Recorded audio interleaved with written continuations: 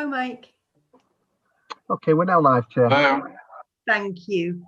Good evening, everyone, and welcome to Winwick Parish Council's Annual Parish Assembly. It's great to see you all. I'm going to move straight onto the agenda. Apologies for absence is item 1. Do we have any, Julian?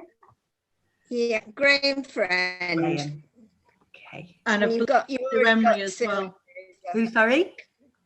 It's Sue Emery as well. So Sue. Righto. Okay, anything from Anne? Okay. Right, item 2 then, Code of Conduct. I'm just reminding members of the responsibility to declare any interest in any of the items on the agenda by no later than the item comes up. Is there anything that anyone wants to declare at this stage? Yeah, I took a grant from Chris Vogt to have my house decorated.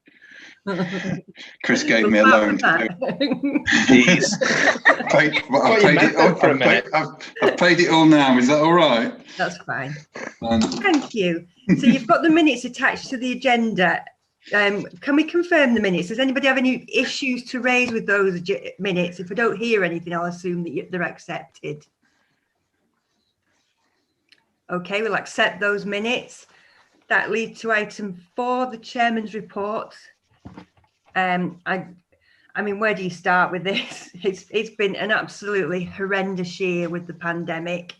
Luckily now we can see light at the end of the tunnel with the vaccine programme, but there's clearly still a very, very long way to go. And I don't think we can underestimate the impact on people in terms of their health, physical and mental health particularly, and also the loss of jobs and security and the fate of businesses within the town. You know, we're probably going to be doing better than elsewhere in Warrington, but, you know, we mustn't underestimate the impact on people and businesses of this pandemic. Obviously, as a parish council, we've had to keep projects on hold. We haven't really been able to progress plans such as the one for Middleton Lane. Despite the issues, our litter picker's carried on. You know, he's worked all the way through, and that's important work for the village. It's not all bad news, though. What we have seen in the pandemic is that it's brought the community back together. You know, after it was fractured with Brexit and all the things we were arguing about, it really did bring us all together as a community. I think we really have seen the best of people. You know, we've had some incredible volunteers, including the community bus volunteers, including Winwick Litter Network, who are working incredibly hard to tidy our village up and make it beautiful, and other groups who've supported people throughout the crisis. What I'm hoping really is that we can keep this spirit up to support people coming out of the pandemic, but it's so not over.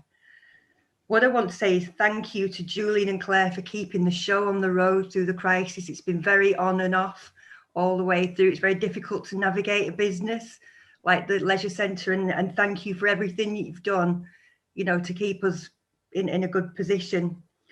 I want to thank all of the members who served on the parish council. Remember, parish councillors are all volunteers. It's not an easy volunteering role, but at the heart, everybody wants to do the best that they can for the community, even though we don't always agree on what that is, but we are just trying our best. And there's certain, you know, members that we've got here tonight and not here who won't be standing again. Sue Gordon, who's been given very many years service, and Mike Matthews, Sue Emery and Chris and Tim, thank you for your service to the parish council. It really is appreciated. The next meeting will have a brand new parish council. I have no idea whether I'll be on it or not, but all I can do is wish everyone the very best for the future, and thank you for all that you've done. And really, that's my report. Does anybody have any comments or questions following that? Mike?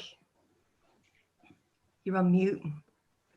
Just wanted to echo the work that the Leisure Centre staff have done, from Julian and Claire and the team downwards, and Paul, because effectively it's been all off, partly on, back on, off, bit off. It's been a very stop-start, and I think there's a lot of lessons being learned in terms of what makes it run to a sort of try and get as close to break even as possible.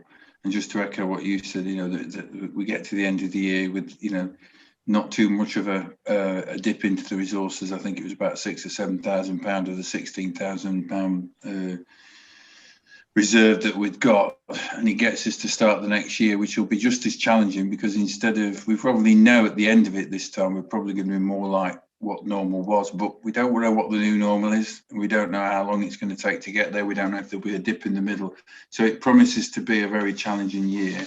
And you know, I just hope that the people that come onto the council and people that are appointed, because I think there'll be some vacancies, you know, carry on and support the team in trying to get the centre running as efficiently as possible. Thanks, Mike. I totally agree with what you're saying there. Yeah, thank you to all the team. Anybody else want to comment or ask any questions? Okay, I'm not getting anything that I can see. So item 5, questions or comments from the public. Do we have any, Julian? No, Chair, there were no members of the public that actually registered to speak at this meeting, and I've not received anything in writing before the deadline either, so there's nothing to discuss under that item. Righto. Thank you, Julian. So that brings the meeting to a close. Thanks everyone for attending, and thank you for anyone who's tuned in to watch. Our next meeting is at 7:30 this evening, which is our regular parish council meeting, and that's on a different link. So we'll meet again then. We'll close the meeting now and meet again at 7:30.